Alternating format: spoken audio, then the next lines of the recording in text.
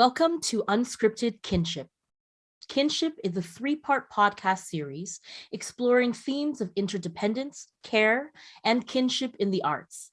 Each episode, we will host a different artistic collective and invite them to engage in conversation about how they are reimagining artistic collaboration in ways that embrace these themes, as well as how relationships and radical reciprocity have been integral to the development of their collectives' unique creative processes. I'm your host, Angela Sun, and I am an actor, a theater creator, and a settler on this land through immigration and colonial citizenship. I want to acknowledge that I am currently sitting on Treaty 13 territory, the traditional territory of the Anishinaabe, Haudenosaunee, and Wendat peoples, and the treaty lands of the Mississaugas of the Credit First Nation. When I reflect upon the meaning of land at this time, I think about another agreement that was made by the first peoples of this land, a non-colonial one. The Dish with One Spoon Wampum Belt Covenant calls upon the people of this land to share peacefully with their neighbors so that we may all have enough. There's one dish, one spoon, and no knife. In this spirit, some questions I often try to ask of myself and others is who is allowed to take up space on this land and who is not? Who has access to clean water and air, food, shelter, and healthcare, and who does not? And finally, how can we all ensure that there is enough left for everyone, both present and future, to live a good, full life? Thank you. And I hope that you will join me in these reflections. Today, I am beyond thrilled to welcome the Switch Collective. The Switch Collective is an interdisciplinary performance group that has been co-creating new methodologies and political performance materials for the public sphere since 2016. Switch centers the unique knowledge systems and artistic expressions of queer and trans, Black, Indigenous, and peoples of color.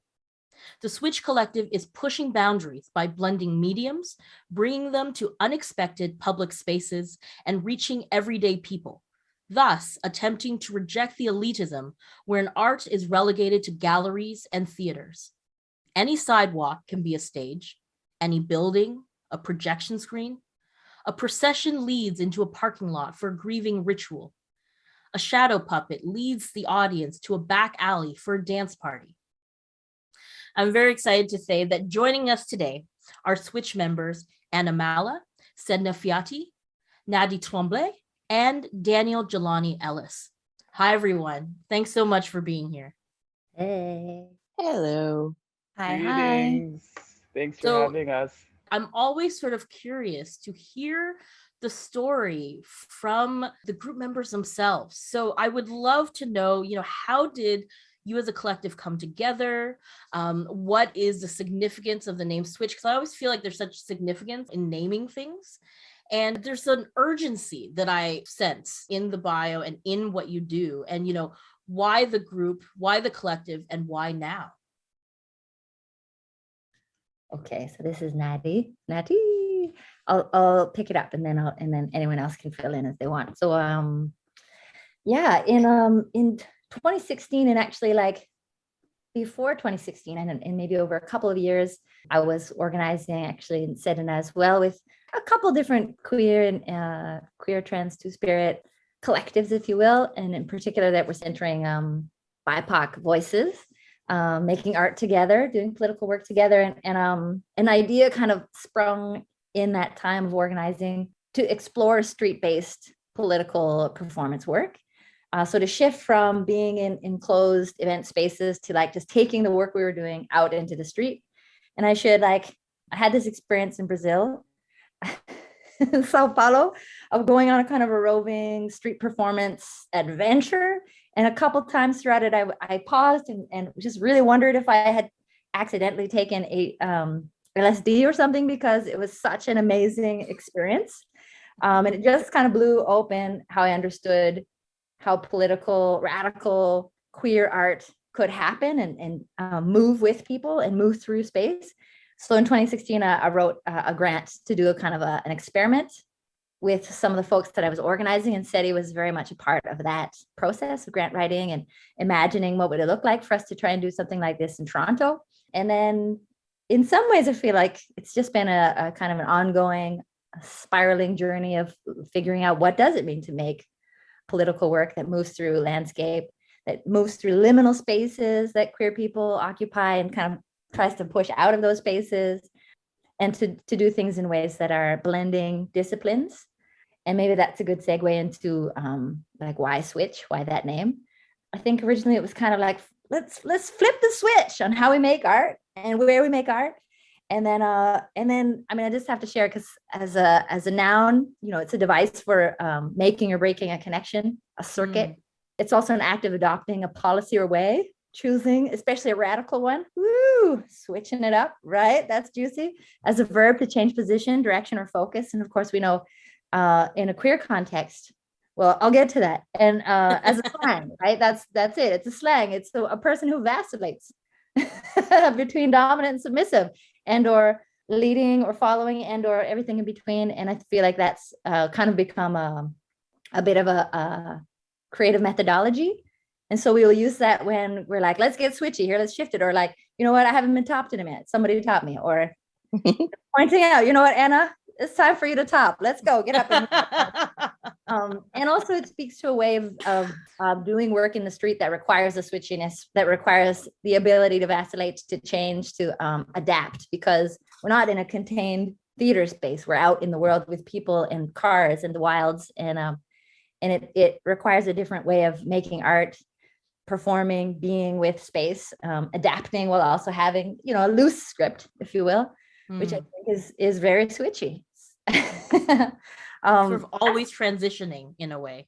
That's right. Yeah. Always transitioning, always adapting. There's no rules to what materials and mediums that you blend. Also, go for it, Sadie. Yeah, I want to interject and say, honestly, this is the name switch and the idea of doing political street performance. I mean, that did come from Natty. I don't think they'll ever say it, but it's actually from it is Natty's brainchild. However, in the context of the work that we were doing with R3 Collective, and what was great about R3 was that I think it was a space where people who are artists, activists, facilitators were coming together at that time, and we were doing work together. And then Natty came to the collective with this idea of street performance and of it being called Switch. And it was just, it grew from there and morphed and changed into what it is now.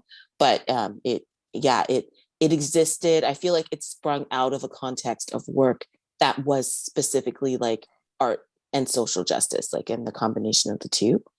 Like that switch from art to social justice. And we'll sort of touch upon that a lot more very shortly. But Anna and Daniel, how did you both come to be a part of the collective?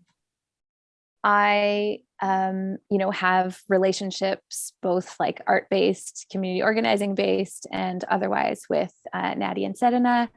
And I also had experienced art that is in the streets, moving performance, but also art that is very interwoven with social movements through spending a year in Mexico, and also through time in India with family and outside of family context, just in places where it really feels like art and activism are inseparable in these ways that I crave here so much, and where like culture is in the streets. And some of that is, there's a variety of reasons. I'm sure we could get into a long conversation about what it is to be in a settler colonial context and a diasporic context and all this, versus being in a place that where you have physical and ancestral roots and things like this.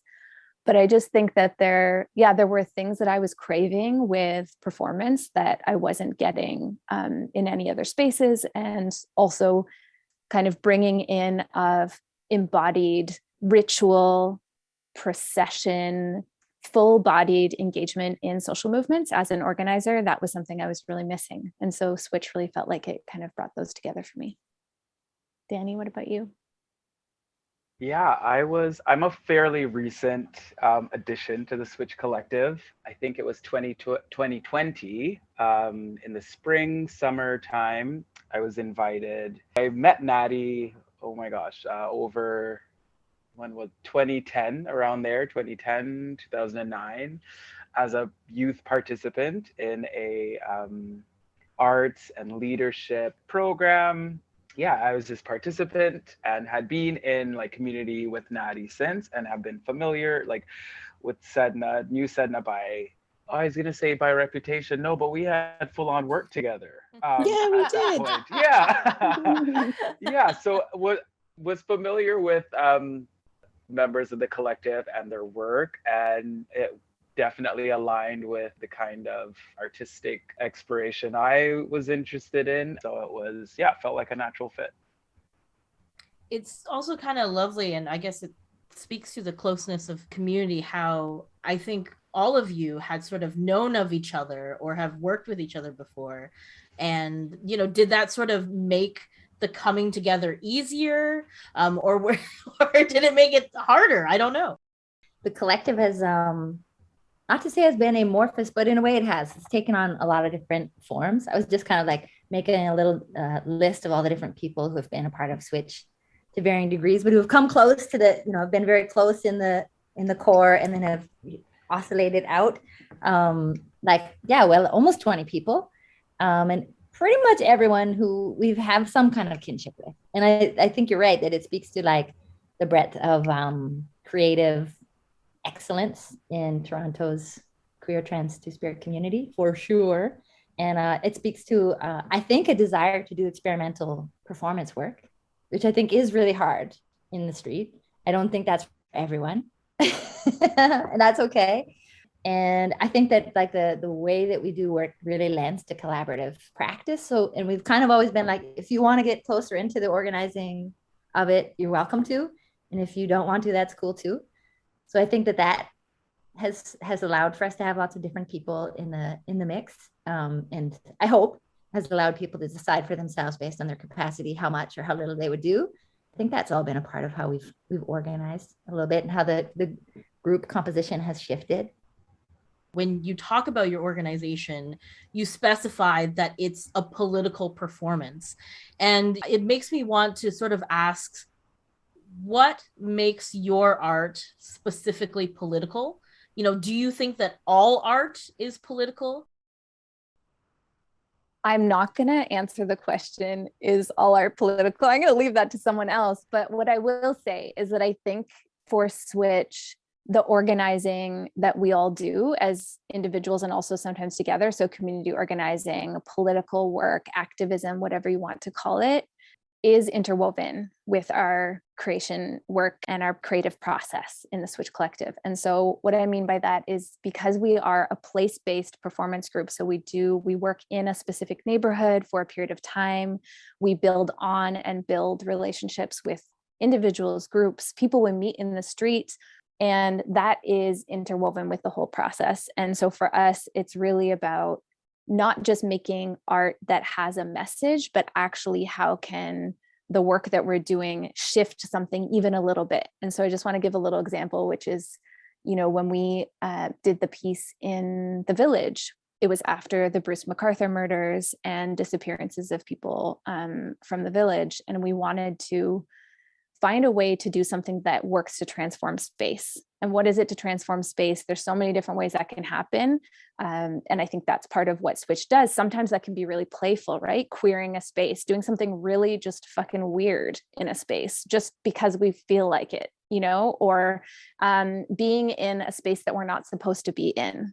And that is something that in Toronto in particular, in a big city like Toronto, where there is just such immense and fast, rapid gentrification, where there is a lack of public space. There is a lack of public space, whether that's indoor public space. There is, I remember moving here from Montreal and being like, what? Artists, like political artists, work in spaces that are sponsored by big corporations? What is this? And then eventually, I don't know if am I like a watered down person now, but I'm just like, yes, that's what you have to do, because how do you work anywhere in this city? And so I think like really taking up space in parks, in alleyways, our kind of hopes are to engage with those spaces in ways that are respectful to the communities whose like that might be their corner, their park, their their alley, and also work to transform spaces that have seen and experienced a lot of violence and continue to. And so for us, really engaging with that story, taking an audience through the village, it was about, can we look at this neighborhood again in a way that is about even thinking and looking at it about what did it look like before, like pre-colonization? What did it look like pre-urbanization? How did it feel before these disappearances happened? What does it mean to actually engage with everything that has happened in these spaces in a way with a transformative justice lens in mind? And so actually engaging with what has happened, who has been harmed, how do we transform? Yeah, I have a few thoughts too. I think I'm of the camp that all art is political. However, I think that there's a dominant, dare I say, Eurocentric paradigm that says that some art is just for art's sake. But I think by us clearly stating that as a collective, what we want to do is say that our work is going to be bigger than arts for art's sake, and that we have something to say, that it's important, that it's timely. Can I make a little quick segue? Because something that you said was really interesting about the timeliness of what you do. But as all of us are artists, we know that it also takes time to produce something, to create something, especially during this pandemic-y period where there's a lack of resources, and some people say a lack of audiences. So I think just on a practical level, I would love to know, how do you balance this urgency to respond and to create political art with just the everyday reality that it's hard to make art? There's a limited amount of resources. I think there's a limited amount of support. So the timeliness of what you do, does that put pressure on the creative process for you? And if it does, how do you navigate within that? In some ways, we have been okay, especially in these COVID pandemic times. And I'll just say okay, because we're doing public work. My kind of observation about the performance world and kind of funding for the performance world, in fact, leading up to pre-COVID, there was, for some reason, a lot of interest in public work. So Artworks TO and that whole like Toronto's Year of Public Art, which was before COVID. And then they've kind of been extending it for many years. So we were already on that train because we're already doing public work. In a way, I would say, wow, like all of a sudden people are interested. How exciting. We will actually get funding. So in a way, we've been able to get funding that was flexible, because that has also for sure been an issue that often in performance work, it's like, it's either creation and it's a tiny bit of money for experimentation, or it's production and it's like, it's supposed to be a fixed thing. A fixed thing. And in fact, a part of our switchy way is that we don't necessarily make fixed final work. Rather, like, I think every single time we've performed or staged or streeted a thing, it was a different iteration, because we had different collaborators, because there were different people who interacted with us in the street. I am a bit of an political art, or art for social change snob. And I am reluctant to say that all art is political. But I think that I understand that any piece of art could be interpreted as political. But then I think that art and folks who are saying, I'm making political or art for social change work, have to be really very intentional. And so I appreciated that, Seti, you were like, we were really explicit. I think that we try to not have a thin political film, but that we think about all aspects through a political or transformative social justice and ecological justice lens. And so I'd like to think it's thickly political, abundantly, if you will. Oh, all art is political to me, in the sense that all art is saying something. It may not be something I agree with, but it's saying something. Even the not wanting to be political belies a certain kind of privilege to make that art. Because as a Black person, like, whatever I put out there, unfortunately, is going to be put through a political lens, whether I even want it to or not. So it just is, But on the topic of resources, we've certainly gone up and down in terms of the amount of resources we had. And we didn't start off necessarily with a lot, and we did one iteration of Switch where we all were like, this wasn't enough, and we did it anyway. I think we each got paid $100 for like I multiple know, months of work. remember? Like it was absurd. Oh Yeah. my God. And we did it anyway, right? And we're just like, we can't do that again. So I think we've been very blessed in terms of being able to get funds because of the interdisciplinary nature of our work. And I think also because there's mainly artists of color, racialized artists and Indigenous artists that we're working with, that who we are. Mm-hmm. But having think of it just a little, it's like we're always saying in the arts that we're under-resourced, which we are. I think I would make the art anyway, and I would just find a way to do it. I think we're lucky that we have grants, but I feel like grants aren't actually solving the problem of a livelihood as a person. And they were never designed to be that, so we can't look to them for that. You know, the problems are urgent but continuing. Like the issues of addressing anti-Black racism, of addressing mad pride, of uncovering indigeneity and centering it. Those are not issues that are easily, not even issues, things that we explore in our work that's like going to go anywhere. Even the issues of affordable housing, of gentrification. Unfortunately, it seems like they're urgent, but like I'm starting as I continue my activism journey, I'm starting also to question the urgency. Anna and Daniel? I was just going to share one little quote that I've been hearing in different spaces, which is, times are urgent, let us slow down. And I think I'm trying to remember the name of the person who said this quote. I think it's Dr. Akomolafe, I think is his name. And that is something that I think in some background way guides the work we do, because we take the time to have care with each other and to have care with the work and the spaces and people we're engaging with. Yeah, I think as far as the urgency piece is concerned, I would agree, just echo that. From my experience, at least, I feel like though we're addressing urgent issues, but our approach is really careful, and that takes a lot of time.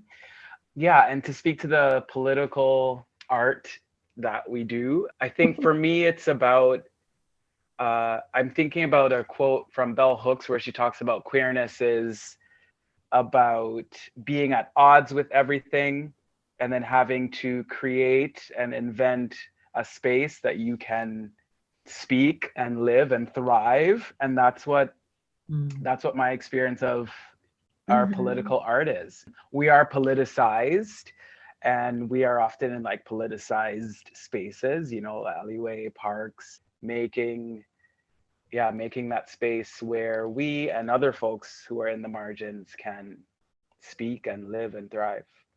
End of thought.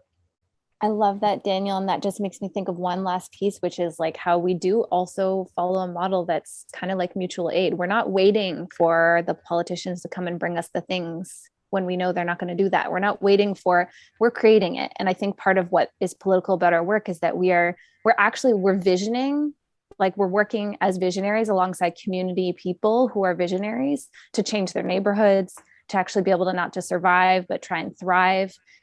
Transforming spaces where, you know, we thinking a lot about encampments and public spaces, and how, you know, how a lot of that is about like people providing for each other, knowing that it's not, the system is set up to not only not provide, but actually let some people die. Like it's actually set up to let some people die and make some people die.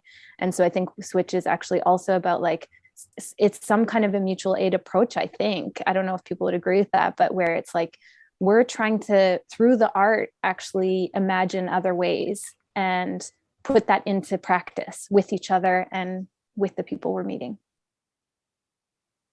I think that's super fascinating. And the question of like, is it possible to even make non-political art when you are someone who is expected to like represent a whole community or to find care for a whole community. That, I think the folks, from what I'm hearing, the folks who make up Switch and the issue that Switch deals with is necessarily political because of what you're trying to provide, to the community. And speaking of the community, something I really want to talk about is like perhaps a specific community that you've been really aligned with, the Parkdale Women's Leadership Group and, Parkdale People's Economy. I would love to know where this connection with the Parkdale community came from in the work that you do, and how did you create these sort of community connections with these organizations? Okay, I'll jump in. Everybody's pointing at each other for context to anyone listening to No, we're mostly pointing at Natty. We're like, Natty, you have to start this one. Okay, I'll kick it off and then y'all fill in. But so I mean, I'd start by saying I lived in Parkdale and have lived in different places in Parkdale, as poor artists do, and worked in Parkdale for a long time and have partied and loved in Parkdale for a long time. The particular connections with Park, and to shout out Park and Parkdale People's Economy. In 2020, I guess, we did a collaboration where we created like a little kit with a zine and arts materials that went out into food hampers that Park distributed. And the zine was like a host of different creative prompts that we've also worked with in generating content for Switching Queens, which is a piece we're working on in Parkdale. But also was an invitation for folks to just play with those prompts. There was also an excellent Sudoku and a crossword with words from Parkdale, and a couple different shadow puppet cutouts, things like that. So it's just like bringing people into the kind of work that we're making. And we didn't necessarily get to interact with folks. We did give ways for people to reach out. And then Parkdale's People Economy and Parkdale Women's Leadership Group. So another job I have is working at Rittenhouse, currently the ED, whatever that means, a tiny abolitionist organization. And I was invited to do some workshops on transformative justice, because the Parkdale Women's Leadership Group, just to seriously shout them out. They are women, a group of mostly elder aunties, incredibly diverse, pretty much all racialized women. And in particular, the central leadership are Black, Indigenous, Afro-Indigenous folks, and folks who've been living and organizing in Parkdale for a good long time. And they wanted to create this collective of sorts, because they were like, we want to do stuff that really uplifts the people of our community. And they started doing a drop-in mental health, peer mentorship space. Anyway, and that was just building energy. And they decided in the early throes of COVID to do a workshop series. So I did a TJ workshop and a conflict de-escalation workshop. And then we basically all fell in love. And I did, it's true, it's totally true. And I planted the seed at that time. I'm working with this crew of folks.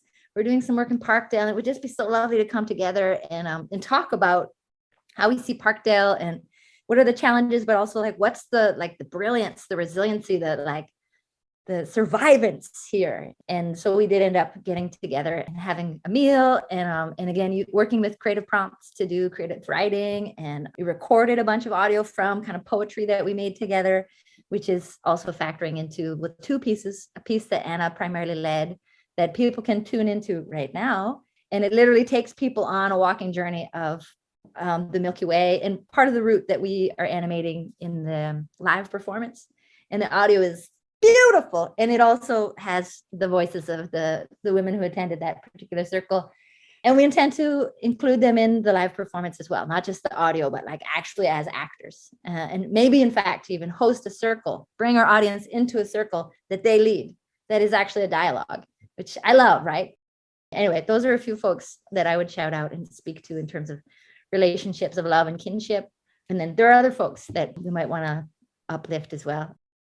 Yeah, because we've partnered with so many different groups. And so Band has really been supporting us in Parkdale with space and just being so flexible with working with us, which has been amazing. And then I want to shout out Be Current, because without Be Current, we wouldn't have been doing this audio piece that is called Back Alley Galaxies, and you can find it on the Echoes app. I do want to say it's been very difficult to work with the library and with Mazarek County Recreational Center. And it's kind of ironic to me that it's incredibly bureaucratic. And pretty much every time we reached out to people, they were trying to find the quickest route to no. to collaborate with us. Just feels relevant to name because all of our other partners are like, yes, yes, yes, yes, yes, yes, yes, yes. Okay. Passing the baton. Yeah, I just want to add to that it's always our intention to connect with community groups. And so like we've, from the beginning of Switching Queens, we've been mapping our relationships to Parkdale and being like, who do we know? And it's like, some of us knew some people at Park, some of us knew this person or that person. And it's always been a part of our intention. And then we shared that with the Summer Works Festival actually. And they were like, okay, we have relationships there too. Like, let's see how they overlap. Let's see how they work. And the Parkdale Women's Leadership Group was actually that was just the universe. That was the universe and synchronicity, because Natty, as they said, they were called in to do that particular workshop, but a perfect synchronicity that we found each other. We were meant to. And so we hope to, as Natty said, continue that relationship. We're always thinking of new ways that we can connect or renew connections that we already have. This idea of creating new art, new methodologies. I'd love to get into that like a little bit more. In a collective that does so many different forms and so many different types of things, was that a goal at the very beginning? I know, Natty, that you had sort of envisioned it already as multidisciplinary, or was this something that kind of came to being once this collective sort of came together, and once people moved in and out of the collective? And how does this transitory kind of ephemeral nature of the collective feed into this this desire to create multidisciplinary art? I think it's absolutely both. So definitely by design. And then having different artists collaborate with us over time, it's been an invitation because we want to bring in those art forms, but it's also been like, we don't know what all they're going to bring. For us, it's about figuring out what is it that people bring in terms of their artistic practice and their commitment to community engagement, and not community engagement, their commitment to like actually radical social change, basically. And their commitment to doing things that are in ways that are about like, how do we do it? It's not what we do, it's very process driven. And so we had talked about this a little bit, and it's really nice to have this opportunity to reflect on our process, honestly, and like to be invited into this podcast, because it allowed us to have conversations that we hadn't yet had with this particular iteration of Switch. Yeah. So something that came up within that was a conversation around consent. And so when I'm thinking about non-hierarchical work together, we also do what Natty was talking about, where we're like, I'm going to top now. And that's what's happening. And then we switch, and we do switch leadership roles often. And we've had conversations about what does it mean to consent to that? Like, how do we do that in a way that is where we're consenting to like a practice of a person taking leadership? And I think about a lot of the work that we've all done in other kinds of collectives, maybe not arts-based collectives, that maps onto this, where it's like, how do we build consensus? How do we do this stuff in a way that is like playful and artistic and joyful also? And then the other piece around consent is around audience consent. And so I have thought about this a lot, and we have thought about this a lot as the Switch Collective, with respect to, you're taking audience on a journey, and we want them at all times to be able to say yes or no, and maybe, and whatever, and change their minds and all this. And that is something that we learned a lot about through doing, right? And so some of that is, we do deal with some intense content at times, and we learned a couple of times the hard way what happens when we don't have enough of a container for that difficult content, and does it still feel like the audience is consenting? Like, is that something? And so just to kind of bring that into the conversation as well, because I know for me, when I've been part of performances where someone comes right up to me and is like, and like wants me to engage with them, and I'm just like, I'm not in the mood, man, like leave me alone. Or, being at a performance where someone shatters some glass and it comes like really close to me, and I'm sort of like, I didn't ask for this. How do you do that in a way where it's like exciting and surprising, and also where there's consent? And I think that's an ongoing conversation and exploration. Yeah, we don't have all the answers, and it's not always perfect. Not that perfect even exists, but I think what's important is that we're willing to work through it, and that as activism goes on, that I think that needs to be important for us all, is just to be like the willingness to stay and work through things, because I think it's sometimes easy and necessary to just be like, I'm done, I'm out, I quit, forget these people, I'm canceling, whichever. All true and all valid responses, but for us to say as a collective that we're going to actually work through things is really a part of our process. I think that's deeply important, including whatever comes up around audience consent, you know what I mean, and how we interact with audiences, and really just that willingness to keep questioning, is this keeping in line with our vision and values for ourselves. From what I hear about what Switch seeks to do and what Switch is doing, and how you want to bring care to both yourselves and the communities that receive your art, I just have a couple of big questions. Number one, is Switch a community? Number two, does Switch do community art? And number three, does our industry have a stigma against community art? I can just start with the, is Switch a community? And I will say that yes. I mean, I feel, and I think it was described, or maybe Natty, but described how there's a core collective, and then there's also like collaborators, partners, and homies. So simply, yeah, I think that there is a community that we hold, and yeah, Switch is a community.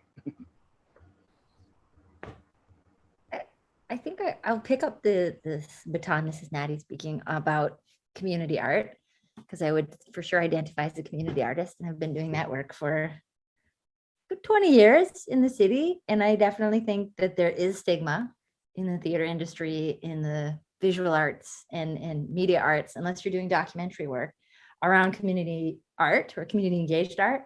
I think that in the last 5 years that has shifted it a little bit. And I think that's because there's some rad artists who also have other kinds of practices, but who do community art. And like, I'd shout out Red Dress Productions actually, and a host of other amazing community engaged artists who make— Now redefine arts. Thank you.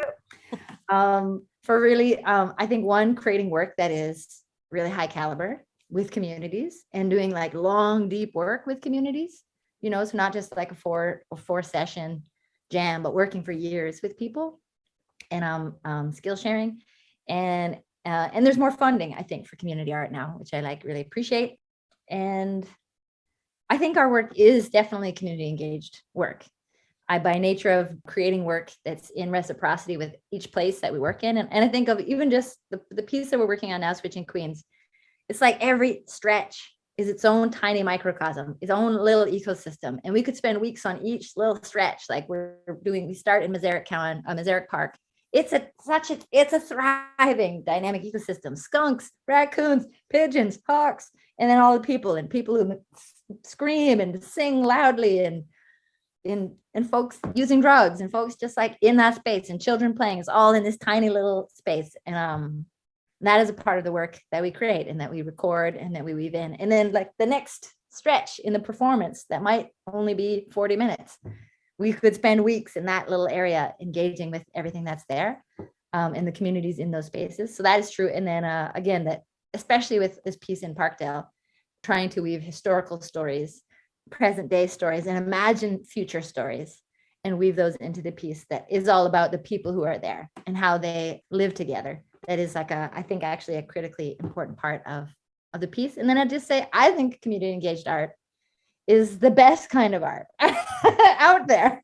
I'm just going to say, just to give a shout out to all the community engaged artists, because it requires wearing 10 different hats, if not more. It's many skills, not just I can paint. It's like I can paint, I can do shadow puppets, I can make zines, I carry all that stuff, I organized it, I'll do the budgeting, and all of that. I just want to really give a shout out to community engaged art.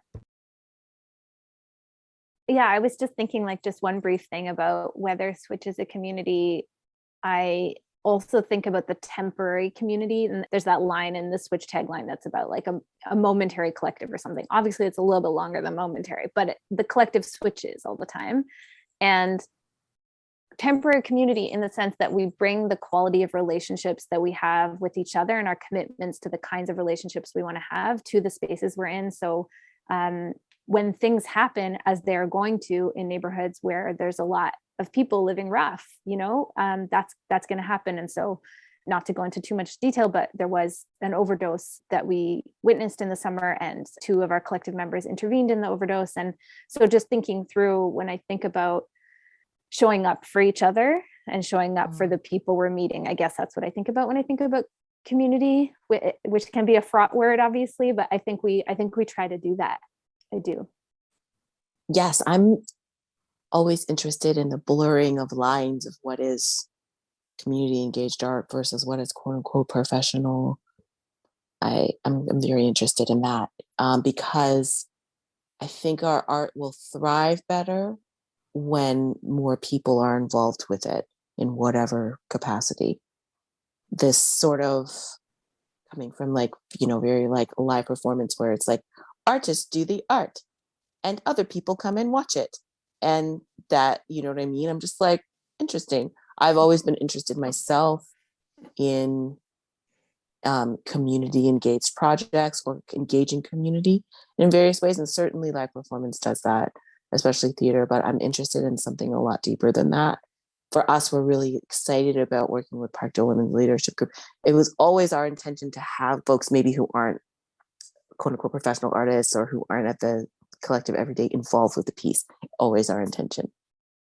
Totally. And just a piece too about intergenerational. Like, I think we can think about generations in many different ways. I'm like, even within this collective right now, I would argue there's some intergenerationality, and the ways that we like exchange knowledge and creative practice with each other. So like maybe sharing something that we learned in another space and bringing it in as an offering, and also like, relationships with other artists, other groups. And we've talked a lot about wanting like elder mentorship around like how you do political performance work. Like, how do you do this? Like people like Violeta Luna, people who've been doing this work for a while, who are just so committed. And it's like, we're craving that as well, that kind of like mentorship piece. Well, I kind of want to talk jam forever because I think that's what we're doing and it's so lovely and wonderful. But as a closing, what is up next for Switch? What are your hopes and dreams for the future of the collective, and how can people support you? I feel like we should all answer this. I'm topping now. Everyone has to answer. I accept. But yeah, amazing. Thank you. Consent, hopefully, from all of you. I'll start and say, okay, more concretely, we're working on something for the Summer Works Festival, which is another stage of Switching Queens. And the more I work with the collective, I'm just thinking of, honestly, what's the next thing? Certainly we can think of the thing after the next thing, but like actually just what's the next thing? What are we doing next? Let's just see where that goes. You know what I mean? Because it will provide all kinds of information for us about what we want to do next. But yeah, I think this summer, since we're like tentatively, we're working together, I just want to see where we go next. I'm just like, what do we want to deepen our exploration of in terms of specific artistic practices? I'm really interested in deepening our community connections and seeing where that leads. I think we'll see what other collaborators might come and join us. And I'm just very open-hearted and lots of curiosity for us to continue. There's a lot of wonderful things happening in Parkdale around housing, gentrification, and encampments, and so many good things are happening politically that I'm just like, my hope and dream are just for us to continue to tap into those energies. Yeah, this is Daniel. I'm really looking forward to the continuation of our Switching Queens project that Sedna mentioned. Last year we were in the warmer part of, last year we were in Parkdale quite a bit. So I'm looking forward to being back in the park, walking the streets with the collective and seeing the folks who we met last year and then meeting new peeps and then going beyond Parkdale, I'm very excited to continue to like meet my artistic boundary and then go beyond it, and like individually and then collectively. It's only been 2 years since I've been in Switch, but I've witnessed that a number of times, and that's super exciting. So yeah, I look forward to going deeper and deeper. Deeper and deeper. I also, I think we're going to uplift the audio tour. So we want to do some kind of an event where we provide, it requires a smartphone, it requires some headphones. So we want to do something where we bring people on the audio tour, the Back Alley Galaxies Be Current project, and in particular people who have been involved with the project, people from Park, like all kinds of people we want to come on that and tell us what they think about it honestly. And so that's one thing. And then I'm really excited to be a little bit less final product oriented. Like, we are process oriented, but when you have a deadline, obviously you have to work towards it. I'm so excited to get back into experimentation and work with the methodologies that we're continuing to hone as we go with new artists, and try that out this spring and summer, and then see what that ends up being in the Summer Works Festival. So those are some things I'm excited about. Yes, yes. Natty? I echo everything that's been said. I would say there's some characters that have been emerging in this particular story, Switching Queens, that I'm excited to see evolve. The youth, Daniel plays one of the youth, and I've been evolving a cyborg character for a long time, but in particular in this piece that I'm excited to evolve. I'm excited about our greater than human collaborators, because it hasn't been mentioned as much, but we do collaborate with all kinds of spirits and ghosts and wilds, and very intentionally seek them out. Like the skunks who be skunking around. Skunking around. Skunking around. Just skunking around. That's like a little sketchy tidbit. And then I am also really looking forward to like a time, I don't know, I hope it's not too far off in the future, where we could go elsewhere, like literally like just like jump off of Turtle Island, go somewhere else and jam with other artists that do public art, and share about our methodologies and get a bit of an infusion of learning with other artists, maybe co-create something. I'm daydreaming about that, because our methodology, I think, is really applicable to just, you guys are doing cool stuff, let's go for a week and just do some cool stuff out in the street and see what happens, and just like getting that infusion of skill sharing. I'm daydreaming about that. It might be 10 years from now, but fingers and toes crossed, maybe it's a year or two. I have a sneaking suspicion that the Switch Collective will be busy, very busy, in the upcoming future. And so, especially because of that, I just want to give huge thanks to Natty, Sedna, Anna, and Daniel, and the Switch Collective for taking the time to join us today. For more information about the Switch Collective, please check out the links in the episode description.